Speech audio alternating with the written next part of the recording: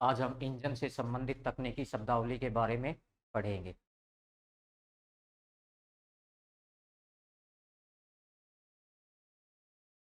Engine से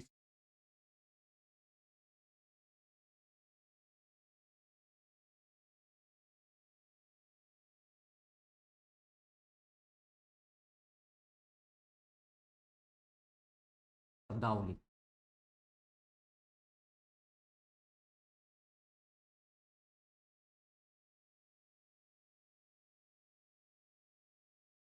जो technical terms होते हैं, यहाँ से आपके एग्जाम में 2 से 3 क्वेश्चन जरूर बनते हैं। और यदि इंजन का टॉपिक अच्छे से समझना है आपको, तो इन शब्दावलियों को अच्छे से पढ़ना पड़ेगा, ध्यान देना पड़ेगा। ठीक है। इसमें जैसे पहले आती है आपका, पहले नंबर की जो शब्दावली आती है, टर्म्स आती है, उसके अंदर आता है बोर।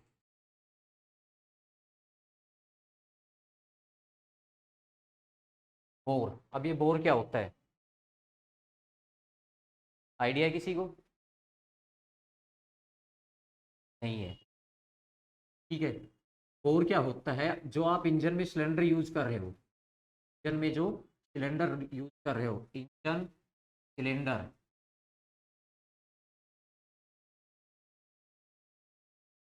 का आंतरिक व्यास, यानी अंदर का जो व्यास होता है, डायामीटर,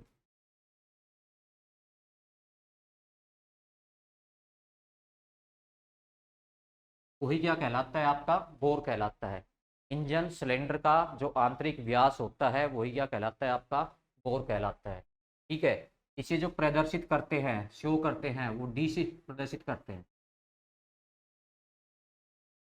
बोर हो गया इंजन सिलेंडर का आंतरिक व्यास। सेकंड है आपका टीडीसी। टीडीसी, टीडीसी की फुल फॉर्म होती है top dead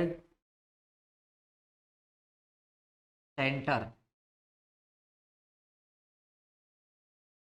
top dead centre.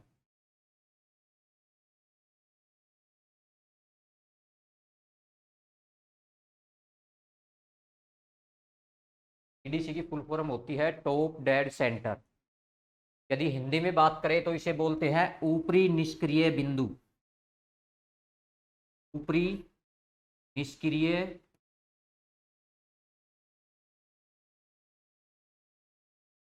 बिंदु।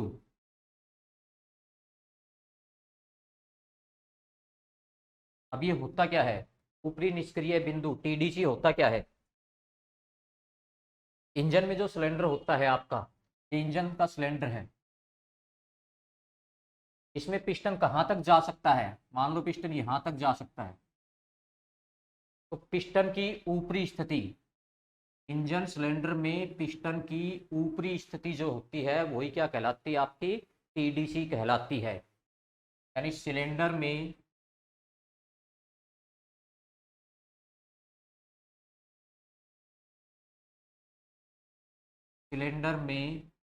पिस्टन की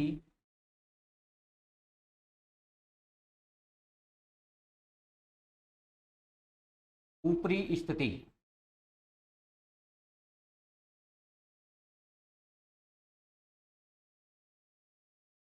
सिलेंडर में पिस्टन की जो ऊपरी स्थिति होती है, वो क्या कहलाती है, आपकी टीडीसी कहलाती है। ठीक है। जहां से पिस्टन जो होती है, वो अपनी क्या करती है, दिशा परिवर्तित करती है। दिशा परिवर्तित कैसे? यहाँ पे जाने के बाद, ये पिस्टन ऊपरी बिंदु पर जाने के बाद वापिस से कहाँ पे आएगी, नीचे की ओर आएगी। यानी यहाँ से ये क्या कर रही है, अपनी दिशा को परिवर्तित कर रही है। इसको बोलते हैं टीडीसी, टॉप डेड सेंटर, ऊपरी निष्क्रिय बिंदु। तीसरी जो शब्दावली होती है आपकी, वो होती है बीडीसी। बी डी सी, इसको बोलते हैं bottom dead centre. Bottom dead centre. यदि हिंदी में बात करें तो निचला निष्क्रिय बिंदु। निचला निष्क्रिय बिंदु। निचला निष्क्रिय बिंदु बॉटम डेड सेंटर होता है ये। ठीक है। होता क्या है ये, सिलेंडर में पिस्टन की निचली स्थिति, यानी सिलेंडर में ये जो पिस्टन है ये यहां तक जा सकती है, इसको बोलते हैं बी डी सी। सिलेंडर में पिस्टन की निचली स्थिति क्या कहलाती है आपकी? बी डी सी कहलाती है। बी डी सी क्या हो गई आपकी?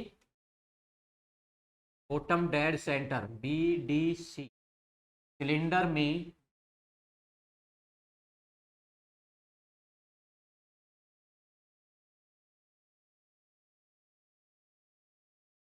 पिस्टन की निचली स्थिति,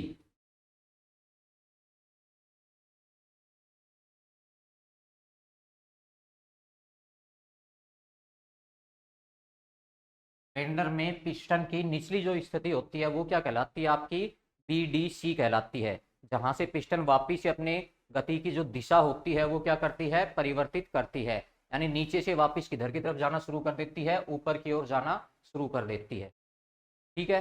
नेक्स्ट जो शब्दावली है आपकी वो आती है आपका स्ट्रोक।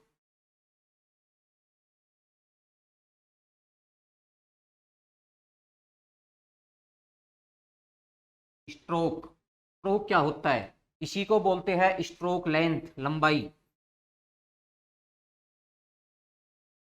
स्ट्रोक लंबाई,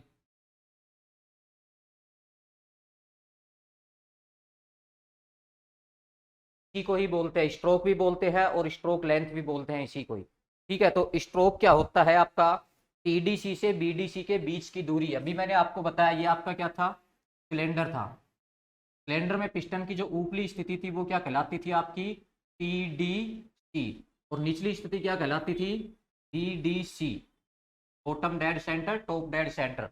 तो इन दोनों के बीच की जो ये दूरी होती है, ये जो दूरी होती है, लंबाई होती है, यही क्या कहलाती है आपकी? स्ट्रोक कहलाती है। अर्थात क्या होगा स्ट्रोक? टीडीसी से टीडीसी से ईडीसी के बीच की दूरी, के बीच की दूरी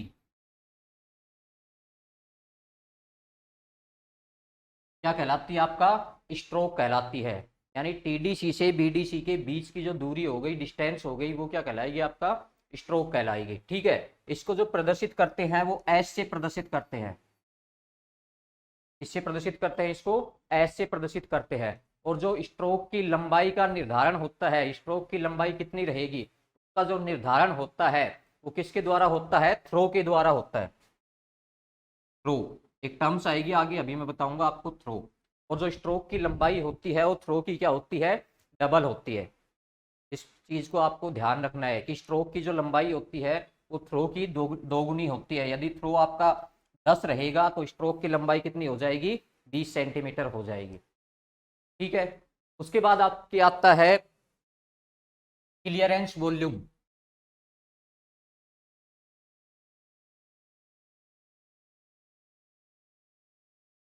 क्लियरेंस वॉल्यूम या क्लियरेंस आयतन,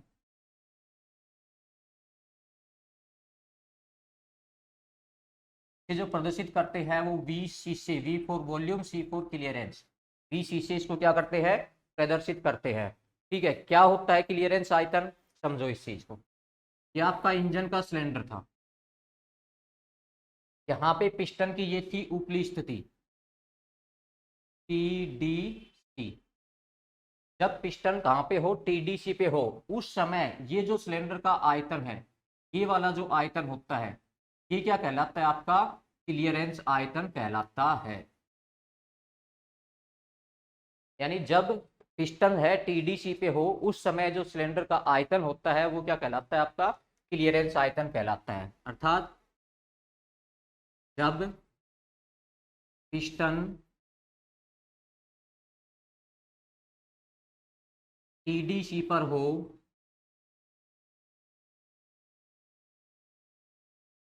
उस समय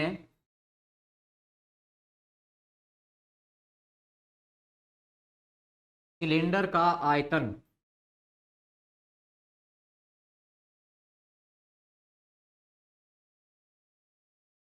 सिलेंडर का आयतन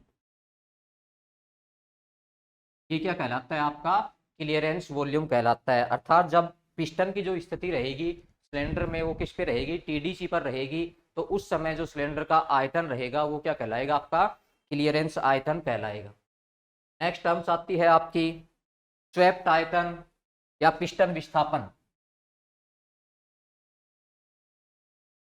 पिस्टन विस्थापन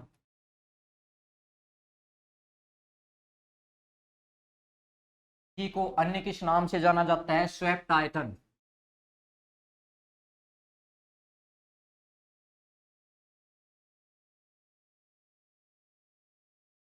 स्वेप्ट आयतन, और इसे प्रदर्शित करते हैं अपन पी एस।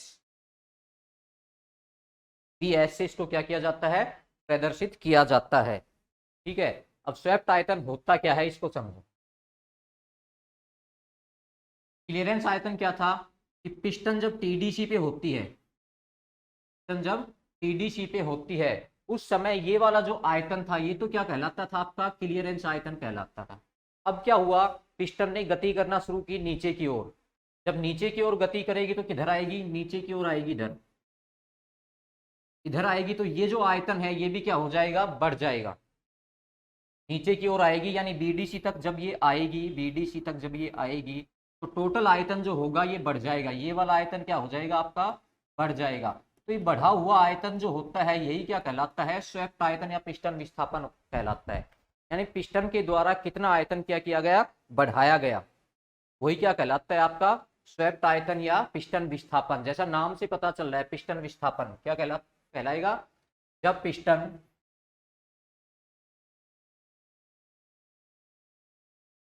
पिस्टन टीडीसी से टीडीसी पर आए तो पिस्टन द्वारा बढ़ाया गया आयतन, बढ़ाया गया आयतन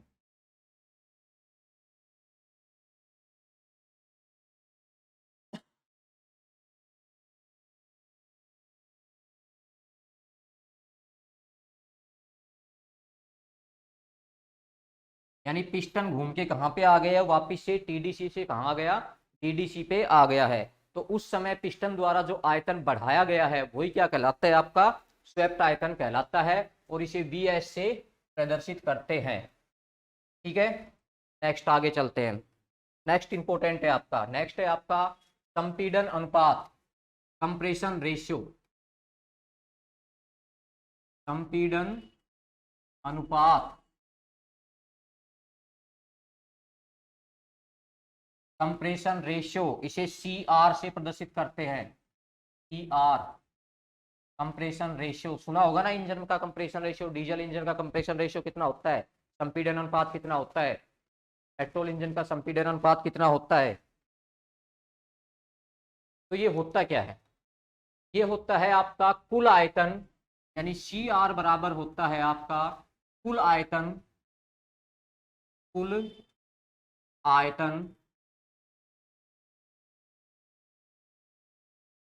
व क्लियरेंस आयतन के अनुपात को,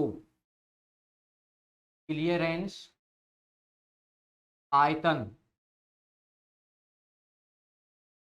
के अनुपात को ही क्या कहते हैं, कंप्रेशन रेशियो कहते हैं, सीआर कहते हैं। अब कुल आयतन कितना होगा, बताओ कुल आयतन कितना होगा। अभी आपको बताया था मैंने, ये तो हो गया क्या,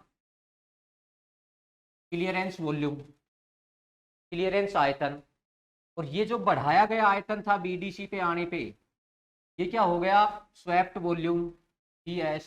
तो कुल कितना हो गया, दोनों को जोड़ दो, दोनों को क्या कर देंगे, जोड़ देंगे, तो कुल आयतन हो जाएगा आपका बीसी प्लस पीएस बटे पी टी, क्लियरेंस आयतन। ठीक है, यानी स्वेप्ट आयतन और क्लियरेंस आयतन दोनों को क्या कर देंगे, जोड़ देंगे, तो क्या निकल जाएगा आपका कुल आयतन निकल जाएगा। कुल आयतन व क्लियरेंस आयतन का जो अनुपात होता है वही क्या कहलाता है, कंप्रेशन रेशियो कहलाता है, संपीड़न अनुपात कहलाता है। ठीक है, अब संपीड़न अनुपात जो होता है, संपीड़न अनुपात जो होता है वो डीजल इंजन के लिए कितना होता है और पेट्रोल इंजन के लिए कितना होता है, बताएगा कोई।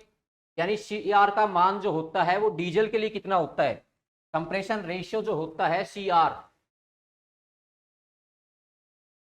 इसका मान आपके diesel diesel engine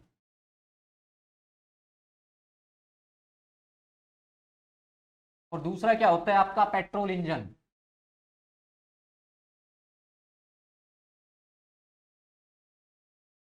petrol engine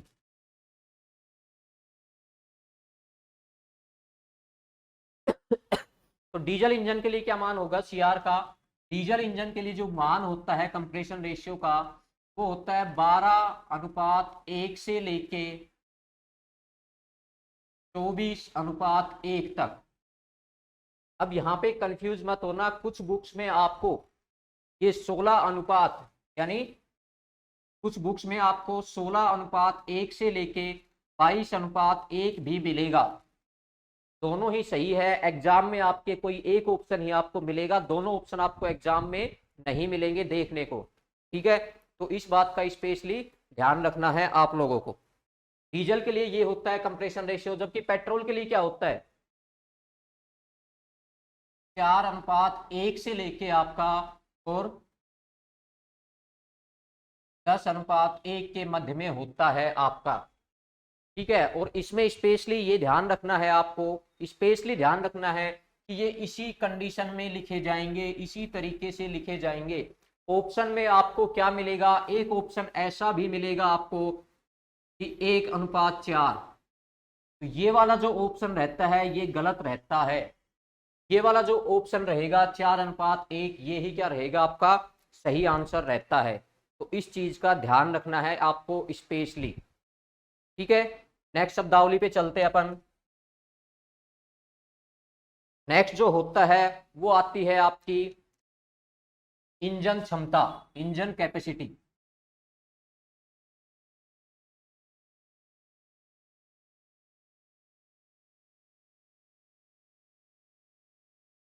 engine क्षमता, इंजन की जो कैपेसिटी होती है वो क्या होती है, बताएगा कोई। इंजन की कैपेसिटी यानी इंजन की जो क्षमता होती है वो क्या होती है, कितनी होती है।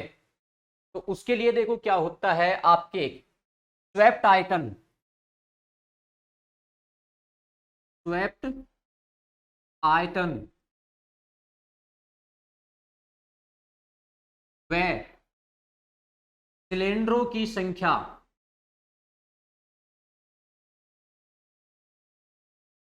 सिलेंडरों की संख्या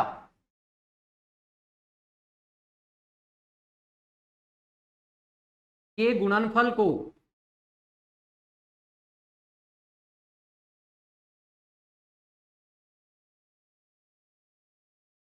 के गुणनफल को इंजन कैपेसिटी, इंजन की क्षमता जो होती है वो कहते हैं। अब बताओ स्वेप्ट आयतन कितना हो गया, स्वेप्ट आयतन बी एस गुणा सिलेंडरों की संख्या, यानी जितने भी इंजन में क्या प्रयोग किए जा रहे हैं, सिलेंडर प्रयोग किए जा रहे हैं, वही क्या कहलाता है आपका इंजन की कैपेसिटी कहलाती है, इंजन की क्षमता कहलाती है। रह जाएगा याद। चलो नेक्स्ट। अब 3-4 टर्म्स आती है, एक आती है आईएचपी, एक होती है बीएचपी, एक होती है एफएचपी, इंडिकेटिंग हॉर्स पावर, ठीक है, ब्रेक हॉर्स पावर और ट्रक्शन हॉर्स पावर। ये क्या होती है, किसी को आइडिया है कुछ, तीनों इंपोर्टेंट है। तीन टर्म्स होती है, एक होती है आई एच पी, इसकी फुल फॉर्म होती है इंडिकेटिंग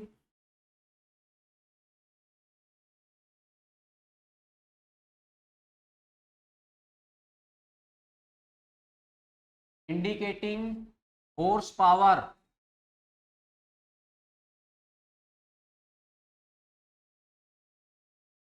शॉर्ट में इसको बोलते हैं IHP, इंडिकेटिंग हॉर्स पावर।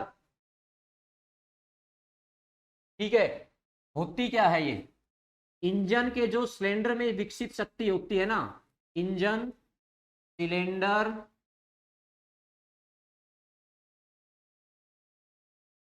में विकसित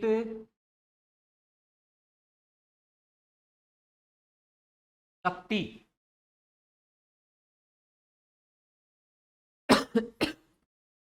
यानी इंजन के सिलेंडर में जो शक्ति विकसित हो रही है वो आपकी क्या कहलाती है, IHP कहलाती है, इंडिकेटिंग हॉर्स पावर कहलाती है।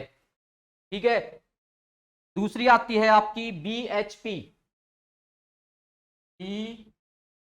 BHP इसको बोलते हैं ब्रेक ब्रेक हॉर्स पावर।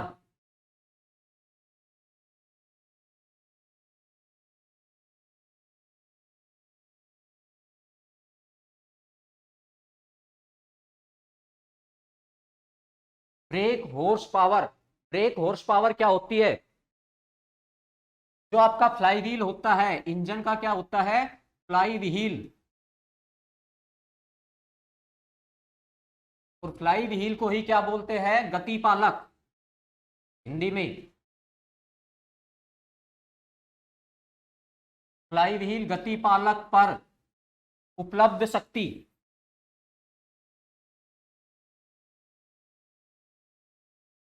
उपलब्ध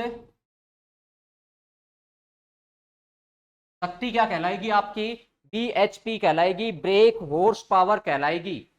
यानी इंजन का जो सिलेंडर होता है उसके फ्लाई व्हील पे जो शक्ति होगी उपलब्ध होगी वो क्या कहलाएगी आपकी, BHP कहलाएगी, ब्रेक हॉर्स पावर कहलाएगी। रह जाएगा ध्यान।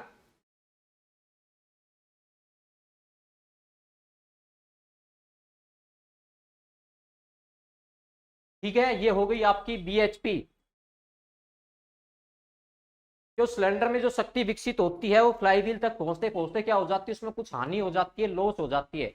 इसलिए जो IHP होती है उसका मान ज्यादा होता है, BHP जो होती है उसका मान कम होता है। ठीक है, तीसरी होती है FHP, fractional horse power, fractional horse power. ये क्या होती है फ्रैक्शनल हॉर्स पावर, जैसा कि पता चल रहा है फ्रैक्शन घर्षण, घर्षण के कारण हानि हुई शक्ति, यानी घर्षण के कारण जो शक्ति का लॉस हुआ, हानि हुई, क्षति हुई। ठीक है, वो क्या कहलाती है आपकी, FHP। घर्षण के कारण, घर्षण के कारण क्षय हुई शक्ति, क्षय यानी हानि,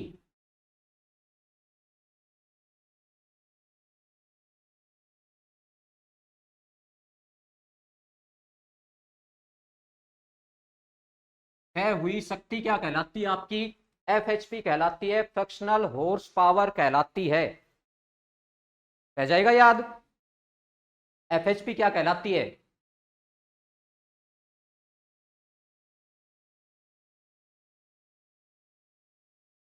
ठीक है, ये हो गई आपकी तीनों पावर। यानी कितनी होगी FHP, देखो FHP कितनी होगी, सबसे ज्यादा इंजन सिलेंडर में विकसित शक्ति क्या थी,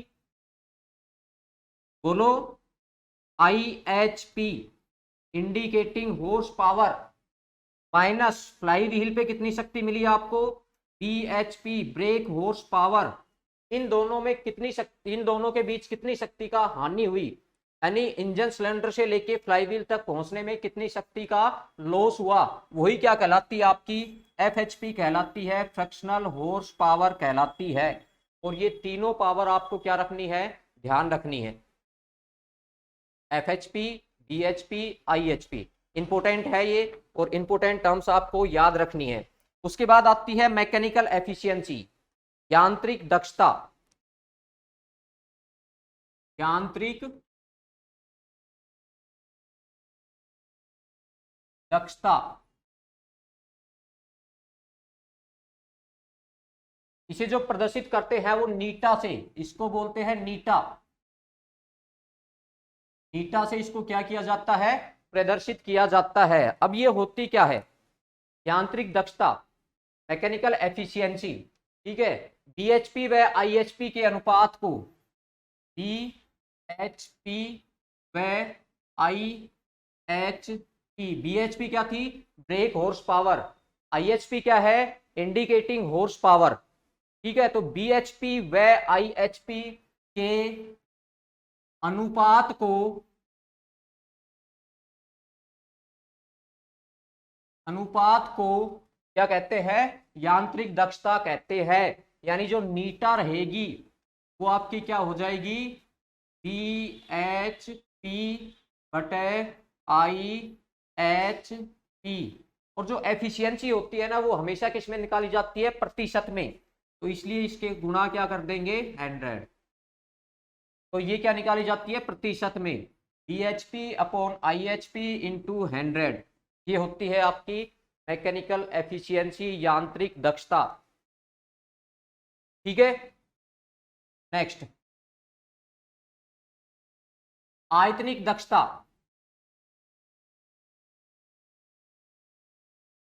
आयतनिक दक्षता, अब ये क्या होती है, आयतनिक दक्षता,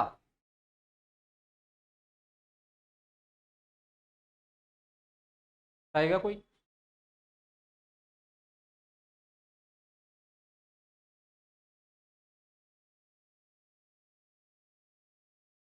नहीं पता, चलो। आयतनिक दक्षता क्या होती है, आपका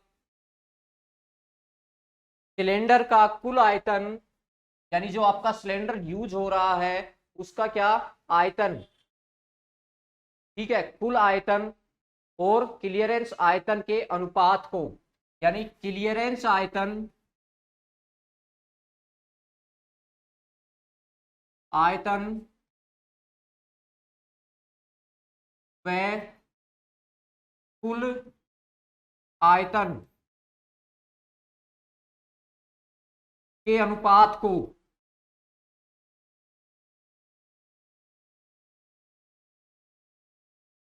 क्या कहते हैं, अपन आयतनिक दक्षता कहते हैं, ठीक है। नेक्स्ट, एक टर्म्स आती है आपके छेप। छेप क्या होता है, नाम सुना है कभी, छेप, ये आता है आपका क्रैंक शाफ्ट के मुख्य जनरल, क्रैंक शाफ्ट के मुख्य जनरल के केंद्र से, के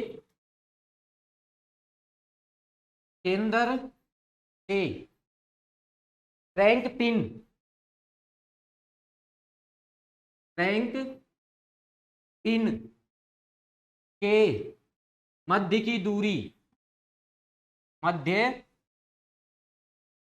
की दूरी, मध्य की दूरी, इसी को क्या कहते हैं, छेप कहते हैं। रह जाएगा ध्यान, छेप क्या होता है, ठीक है। ये हो गया छेप। एक टर्म्स और बच गई आपकी लास्ट और फाइनल, ऊष्मीय दक्षता।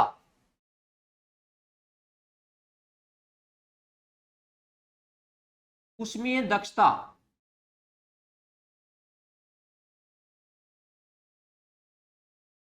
ये क्या होती है आपके इंजन द्वारा, इंजन द्वारा काम में दी गई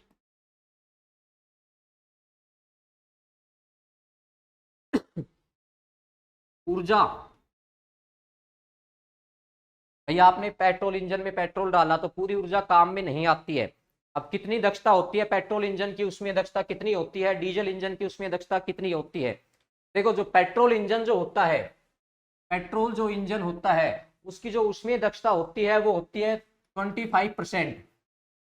यानी आपने 100 लीटर पेट्रोल डाला तो 25 लीटर पेट्रोल ही जो होता है वो इंजन को चलाने के काम में आता है, बाकी एनवायरमेंट में हीट के रूप में क्या हो जाता है, वेस्ट चला जाता है। ठीक है। अगर डीजल की बात करें तो डीजल इंजन की जो यांत्रिक उसमें दक्षता होती है वो होती है 35%, यानी जो डीजल आपने डाला है उसको जो यूज कर रहे हो वो क्या आता है, ज्यादा आपको यूज में लिया जाता है। तो ये आपकी इंजन से संबंधित क्या थी, शब्दावली थी, टेक्निकल टर्म्स थी, और यहां से 2 से 3 क्वेश्चन आपके जरूर बनते हैं एग्जाम में। तो इस शब्दावली को आराम से बढ़िया तरीके से पढ़ लेना, और आगे इंजन पढ़ने में भी क्या रहेगी, आपको सुविधा रहेगी। ठीक है, बाकी नेक्स्ट क्लास में करेंगे।